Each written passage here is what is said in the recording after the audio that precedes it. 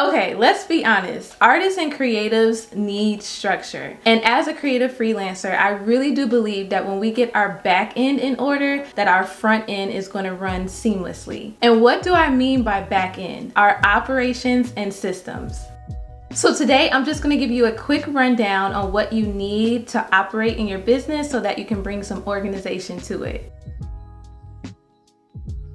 All right, so the first thing that you're gonna need is a website. Make sure you have a nice website because this is your digital landing page for people to see your work and to get in contact with you. And for example, I'm a photographer and artist, and this is where I display my work, and this is where people can fill out contact forms so that I can get in touch with them and they can work with me possibly. And it really does help to streamline everything, and it gives you a professional look. The next thing that I would say is that you need an email. Having an email address is where all of your communications are going to go, whether it's from inquiries to partnerships to someone just saying, hey, I love your work. That is where you're going to keep your communication. I would say this is what you need the most because sometimes when it gets into your phone, it becomes a little bit too personal. So just getting that back into the paper trail of an email is just so much better, and it's way more professional. And like for business cards, this is where your email will go and your website link will go as well. So having that is really going to help streamline your communication.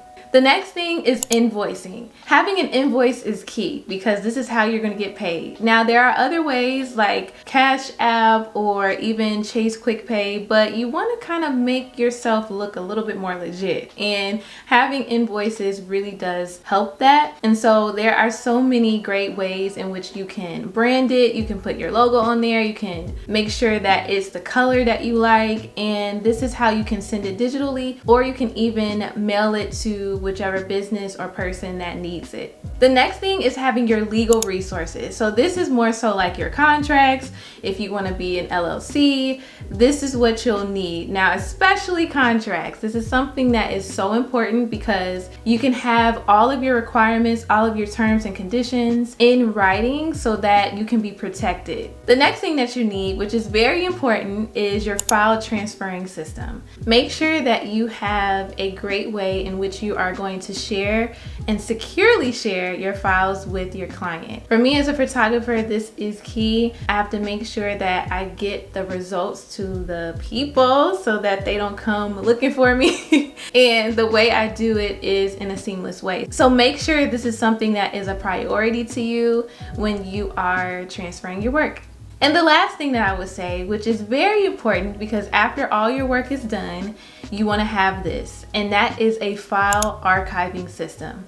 This is where you're going to store your files after everything is done so that you can open it up 10, 5, 15 years later and it's still there. This is very important for me because I hold a lot of files as a photographer and an artist as I scan art, or if I'm taking pictures of art, or if I am taking portraits of a family. I really want to make sure that I have all those raw files hidden somewhere and the final ones hidden somewhere. And I really feel like this is something that will seal your peace within your mind, because after every shoot, I'm coming home and I am transferring some files somewhere where they are safe, and it really gives me that serenity. So that is very important. All right, so you heard all of that, and now you're probably wondering, okay, what are some of the resources that are within those categories? Well, I just created something for you that I really feel like would be super helpful to you, and it is the Creative Freelancers Toolkit.